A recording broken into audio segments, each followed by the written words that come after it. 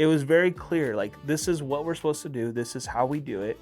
As long as we follow these steps, we will be successful. The homeowner will have a good experience. We'll get good reviews. Everybody will be happy.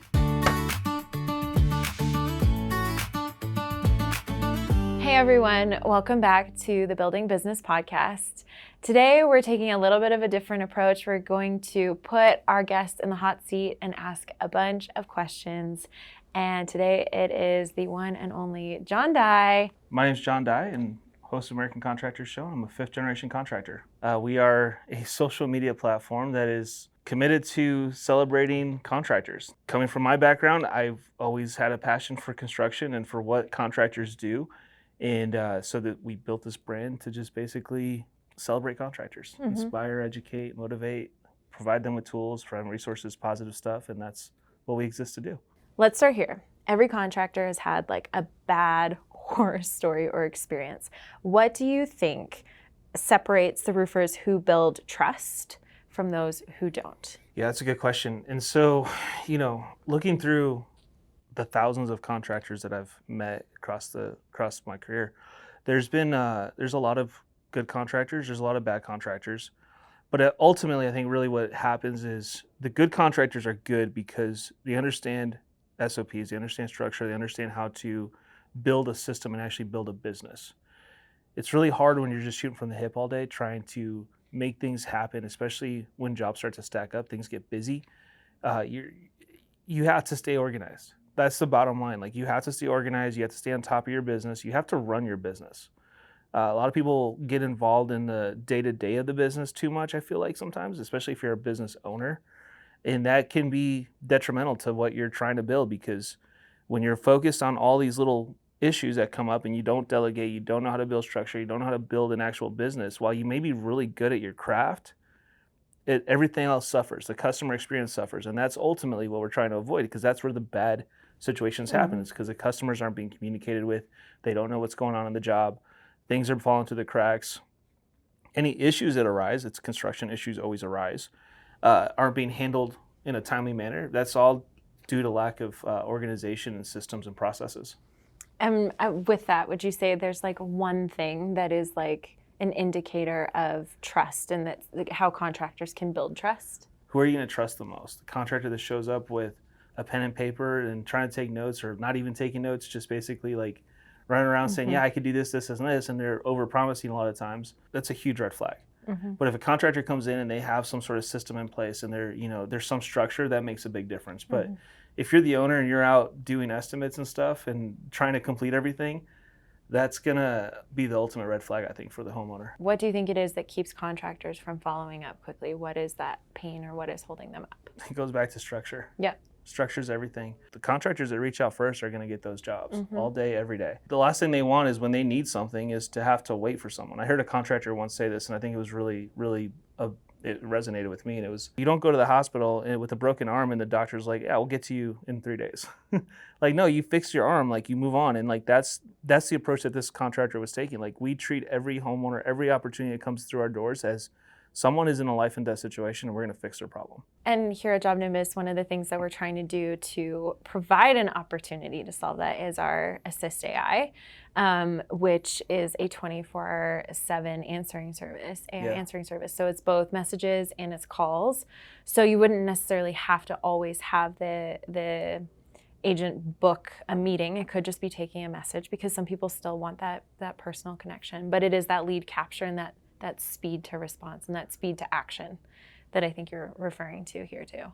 And if you're not leveraging AI right now, like, you're going to fall behind really fast, because the speed at which things can occur within, it's like nanoseconds, and like, decisions can be made, things can be answered very quickly. And those contractors that are using it, they're using it. That's who you're competing against now. You're competing against super smart computers now that can do things super fast. And so like, and the consumer is getting used to having a really quick response too. They are, and it's gonna get faster. And so like, leveraging and like moving into that world and trying to understand it, while I think there's still like value in a human touch, this is still a big transaction, but at least they know like there's something that is responding to them and actually processing their request. And a system has been put in place to take that information and take action. Yep. And the automations were great for a lot of reasons, but the speed to lead was huge because customers, as soon as their information went in the system, they were getting that automation, which now looking at it, it's probably even, AI is making it so much faster. But that was the first step, was building out automations and making sure that we used it a lot for the initial contact, and then we would use it throughout the actual job process and making sure that jobs moved along and that people didn't feel forgotten. They'd get that text from me and it looked like it was coming from me or the sales rep or whoever, and they were able to respond right away, and the notification popped up, hey, they responded to the text. I never sent the text, but the system did. So it just kept that process moving and kept the homeowner feeling like at least we were thinking of them. What do you think, in your opinion, the best contractors do differently to be ready for a storm season before the clouds roll in? Oh man, I think it's better to start with where they don't do things the right way. Okay, that's fair too. Because you can look at a lot of contractors and they use so many tools like storm trackers and all this stuff, and they have private weather services now out there that are doing stuff. BAM Weather, my friends over there, they do like private weather like alerts for contractors or for whoever needs that kind of service and keeps them in front of things. But beyond that, like I think where contractors really drop the ball when it comes to storm stuff is they're just, and this business is tough because it's so cyclical. Like it's so hard to go from 0 to 100 or 20 to 100 sometimes, you're doing a few jobs a week and all of a sudden you're inundated because you've got this storm that just hit and now you've got to like all of a sudden go crazy. So you got to build your roster early. You got to be ready for it. Those contractors that are looking for their guys in December and January, that's when the rosters are being built.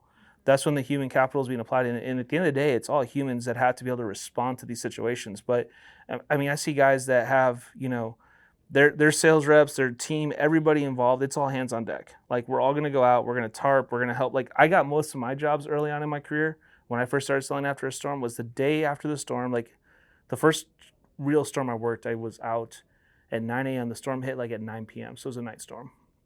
As soon as it hit the next morning, I was out there. And all I did was help people clean their yards, right? And I signed like 9 deals that day. And I was like, oh, this is great. This is the best thing in the world. Building trust. Building trust, yeah. But being there, doing it, and just helping. Like, and you gotta understand too, like it can't feel like it's a money grab. It's not a money grab. It's an opportunity to serve your community. So you have to show up, you have to clean, you have to be a part of the response of the actual situation. And homeowners take note of that. And that's who wins the battle. Thinking about going from kind of small scale to established business owner. Like I think there are a lot of instances in this industry where it is that there's a storm, there is a money grab. Like you can get in, do something quickly, get out if you wanted. So thinking through that mindset going into being a business owner, you've seen, I think, probably the most in our industry of like kind of the scope of the types of contractors, the sizes of companies, what they're doing. And you've seen so many go from working like in their business to working on their business to like scaling it. What would you say is that mindset shift? That yes, you talk about process, but is there something else as well? I've seen guys go from 0 to 10 million in a year. I have several friends that have done that. And that's a blessing and a curse. Because it's great because you get like this, you have a business now, like you have something to go off of. But then when the storm doesn't hit the next year, that's when you start to feel like, wait a second, this isn't like sustainable, right? Like we have to build a sustainable business. We have to be available to do things. And that's where learning to be a part of your community is super important. But you got to build those processes. It's got to be systematized. And you have to, and storm guys attract a very interesting group of salespeople, usually. And so you have to reshape the entire mindset of the organization to where it's like, hey, we may not do this much volume this quickly, but there's still volume out there. And the reality is, and storm guys struggle with this, the retail game is a lot easier than the storm game. But everyone thinks the retail game's harder because all of a sudden now you have to have a homeowner that's paying and not an insurance company that's paying. When in reality, like you have to build out really good payment systems. You got to have financing. You have to build options for homeowners in a different way because it's coming out of their pocket. You got to provide good products because when someone's spending their own hard-earned money on something rather than paying their deductible and letting the insurance take care of the rest, that's a different conversation. That's a different sale. That's a different approach. I don't know if I can mention a whole lot of stuff, but like there's a program out there, a guy named Chuck Toki. I highly recommend it. It's called Top Rep. And it helps a lot of these storm guys understand the retail game. And it's a whole different world. And it's a whole different sales approach. It's very systematic. There's a lot of training that's involved. in retail selling. But if you can do it and you can do it well, now you have a business that can go forever. Doesn't matter if there's a storm or not. In fact, most retail guys don't like when the storms come through because it takes so many roofs off the market. All of a sudden now you got 10,000 roofs that just got replaced. Well, that's 10,000 less roofs that are going to have to be replaced in the next 10 years, you know? So it's a whole different mindset when you're playing retail. You're thinking, man, I sure hope a storm never comes through. And you get paid faster, and it's a lot easier to manage your money that way. Yeah. So that like speed from lead to final payment is not, well, it isn't speed in insurance, but it can be in retail. Yeah, in insurance, the sales cycle could be 90, 120 days. Yeah. In retail, you're talking 7 to 10 days if you're really fast. If you have good systems in place and you can produce jobs quickly, you can get paid fast and you can turn a lot of cash really quickly. Okay, moving on to crews and culture. Culture. But I feel like that is kind of a topic, a hot topic of like culture in the workplace, and especially with a lot of return to office. And I mean, obviously in the contractor space, people still have to go out onto the roofs. It's not like office all the time. So if you're a contractor and you have people in your office all day, something's wrong. Something's wrong. Something's exactly. wrong. But thinking through, what do you think are top contractors or successful contractor businesses doing to sustain loyalty or to create loyalty with their crews and their team? A lot of contractors think they can buy loyalty.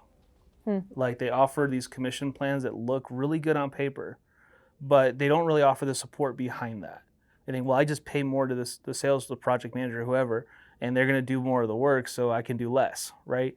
That doesn't win. That's not sustainable. Those guys get burnt out really fast.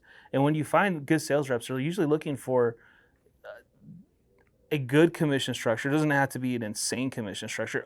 They want to get paid fairly for what they do, but really what they care about is the support on the back end. They want to know that they've got a system in place, that the company can produce the jobs that they sell, produce them quickly, that they can service those customers, that when they go out and sell, they're not trying to overcome all these objections about, you know, is this company reputable? Is this company someone I could trust? Are these people that are good people? Do they have the right processes in place? Are they going to deliver what I sell? But if they walk in confidently that they know that their company that they're working with is the best option for their homeowners, they're going to sell a lot more.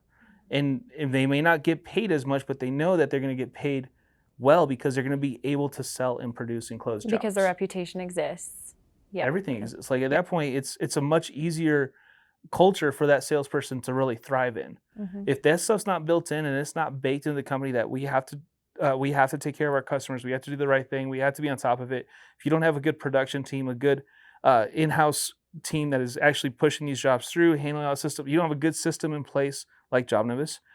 I spent a lot of time in Utah, and I think one of the big reasons is because I love the culture here. JobNimbus has built an amazing culture, and you know that to me is is what makes a lot of what JobNimbus does so successful. Is there's people here that care. There's people here that are doing their job. They all have their job to do. They're all really skilled at it, and at the end of the day, that's what leads to success. It's the same thing in the construction world. Companies that have good culture, that they feel the ownership and that they're all in this thing together. If you're an owner and you spend all your time on the beach somewhere, it's going to be hard to build a good culture. But you know, private equity is learning this right now too, because they're buying these companies, not understanding that the culture is what made the company successful. And they come in and they gut these cultures sometimes, or change the culture, or change the leadership, and all of a sudden they're wondering why these numbers are where they're at. Well, the culture is what drove that company to success. And that's what's going to keep the company successful. And so I would agree though too. I've been working at JobNimbus and coming from an acquisition into the JobNimbus culture. And I mean, obviously being wary of that piece of coming into something new and being like, what is it going to be like? And very much understanding company mission, company values, which can seem really, really cheesy when you say it out loud, like, oh, our company mission. But it is important, and it does fuel, it is the lens through which we see everything. And it empowers and it gives us purpose.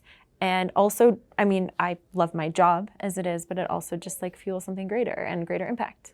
The last company I owned was Modern Roof. I sold that company a couple of years ago, but in that office, there wasn't a whole lot of art. But the one thing that we did have on the walls in almost every space that someone could be in, whether it be sales, production, whoever, managers, there was our vision and our vision statement and our mission statement, right? Like, so we had vision and mission, and then we had, but the other thing we had too was our process plans.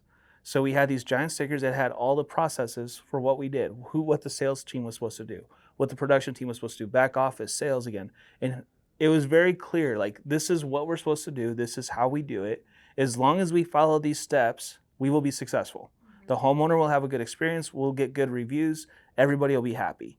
If we don't follow these steps, it's going to cause a lot of chaos in the office. It's going to cause chaos out in the field. It's going to cause chaos in the whole company. No one's going to succeed. And so we made that our big thing. It was all about our culture, our mission, and our processes. How would you say that contractors are adapting to this very fast-paced consumer behavior? Well, I think transparency is the first thing for that. You got to be real and upfront about your pricing. You can't be ambiguous about what your price is. And the biggest thing that that we did was we showed up at every homeowner's house, despite whatever the reason we were there, whether it was storm damage, retail, whatever. Like, we showed up with a number in hand. We were very before transparent. you even got to the When we got to that homeowner's house, we had the number in hand. We knew what it cost to replace that roof. We weren't trying to say, well, it's going to be whatever the insurance company pays, or it's going to be this, let's file a claim. No, it was like, how do you want to pay? Here's the options you have. Here's what we sell. Did you do good, better, best? No. Did best, better, good. Best, better, good. You flip. What?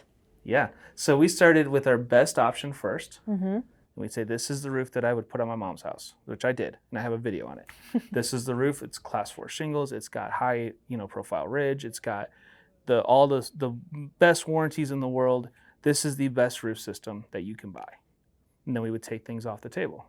If this doesn't fit your budget, we could take this and this and this off. You can go into this good or a better system. If that doesn't fit your budget, well, let's take this and this and this off, and we'll put you in a good system. And it'll be adequate. Yeah, and that's the way humans are conditioned to buy, though. If you're not showing them your best product first, why are you even there? Show them the ultimate. We called it the ultimate roof. This is our best roof system that money can buy. But what would you say that the contractors who are like using referrals really well, how do you think that they're doing things differently? I think the first thing is they're asking for it. Well, yeah. Like, no, as simple as that sounds, like, you'd be surprised how many contractors don't ask for a review. They don't ask for referrals. They just say, well, congratulations. It's nice to know you. Call us if you have any issues, right? That's not asking for a referral. You'd be surprised how many people know someone that is also looking for a roof, or if you've had that great of experience, will you tell us about it on Facebook? Tell your friends. Put it in the community groups. Or leave us a review. There are some ways, like I've seen, I know there was a program a few years ago, I don't know if it's still around, Get the Referral. And they would actually, like, you can offer someone an incentive. Like, there was a referral program. It was baked in. It was a system. Every time that homeowner refers someone, if that deal closed in JobNimbus, it would kick it back and say, hey, this deal closed. Here's $150. I don't know, whatever, a gift card or whatever. And it would automatically send it to the homeowner. I mean, that's a good incentive. If I'm a homeowner, hey, they just give me $100. I'm going to go get 3 more. Go pay for another steak dinner. I don't know, whatever. So, like, there's all kinds of ways to do this, but it's all about having a system and a process for it, whether it be through incentives, whether it be through just asking, whether it be through whatever it is that you do. Like, some companies give their sales reps a little bonus if they get a 5-star review. That helps them out tremendously. So the thing is to be authentic, though, and be real. Like, ask the homeowner. They've already spent a bunch of money with you, and people love to share when they've found a good experience. I was going to say, I think the statistic is that people who have a terrible experience tell so many people. People who have like an okay experience will tell a few. People who have a really good experience, it's something around like 9 to 15 people they will tell. Right. And that goes a long way. That word of mouth piece goes a long way, because it's that relational trust that already exists. And then you say what you want. Especially if you're trying to build a solid, sustainable business, that part is super important to that. You want to be, and then, and that also goes back to being part of the community and everything else. They want to see your brand. Having a good brand, though, is also super important, but we won't talk about that today. That's a whole other conversation. But I will say, too, on that note, I think there is a lot of, like, we need to sell the job and we need the homeowner to have a really good buying experience, but then continuing that, like you're saying, into the production piece, into the completion of the project. If there's something that's held up, be transparent with them about the holdups so you can get ahead of it and they don't have to complain. And I also think that when something does go wrong, everyone freaks out, like, oh my gosh, this just happened. We missed this flashing. Something went terribly wrong. How you respond to that situation is it's the biggest opportunity within your company. When there's something that goes sideways on a job, that is your opportunity to show a homeowner where your company really stands. And that's, I think people miss that all the time. They don't invest well into their warranty departments and into like making sure that customers are having a good experience. They're not on top of it when things go wrong. It's almost like they get scared. Yes. Like, oh my gosh, something went wrong. We're freaking out. Dude, if you go out there and you fix the problem and you fix it And quickly. you own it. Yeah, it's not a bad thing that something went wrong. This is construction. Things go wrong all the time. The fact that you went out there and you fixed it and you got it done right away, that will make the homeowner so much happier about the whole thing. And actually probably happier if the job had gone all the way well, because now they got to see how you actually treat problems. The trust level just shot up through the roof. They're going to tell everybody about you. What role does a platform like JobNimbus play in helping contractors thrive? Well, JobNimbus is unique because it's not a one-size-fits-all solution. It's true. The CRMs are really important because the way that your company interacts with it, that they use it, that they operate efficiently through it, and the fact that you can customize it so much and you got to use all the tools. Yeah. And JobNimbus is just like the platform piece, but there's so many pieces that within JobNimbus that you don't have to use all of them, but if they fit your business and they fit what you're doing, you should be taking full advantage of those opportunities. It just makes your company so much better. You talked about the automations, you Engage, and you talked about the AI assist, and there's all these things. Sales experience, that's huge. Like those things are what make or break a company. Like if you're just using it as a data repository, well, I mean, it's cool. You're storing your data there, but when you can make it more than just a data repository, where it's like really assisting your company and making it better, that's when you can win. I do think that's exactly it. JobNimbus is very customizable. We are not in the business of saying like this is exactly how you need to operate. It is very much like you're running your business this way. We honor that. How can we then help build something? You build it the way you want it first. You say, okay, in an ideal situation, this is how this is going to look. At least that's how I think it should look. And when things start to break within the process, figure out why they broke. If it was a human error, if it was a system error, whatever else, sometimes you got to be flexible with JobNimbus and make some adjustments. You got to be flexible with your process, make some adjustments. But if you don't have any standard, any accountability on that process, then what are you actually doing? Well, thank you so much. I know that was a lot of questions. I just so appreciate your insight and all that you have to contribute to this industry. Well, I know you care a lot about both the business owner, obviously scaling the businesses, but also the installers themselves and the people who are doing the hard work. And so, yeah, I really, really appreciate having you here. No, thank you so much. Thank you so much, and congratulations to JobNimbus. Relaunching. Yeah, this is awesome. Business. Anytime we get to have new content that's helping the industry, I'm all for it. Yeah. This is great. I appreciate it. Thank you.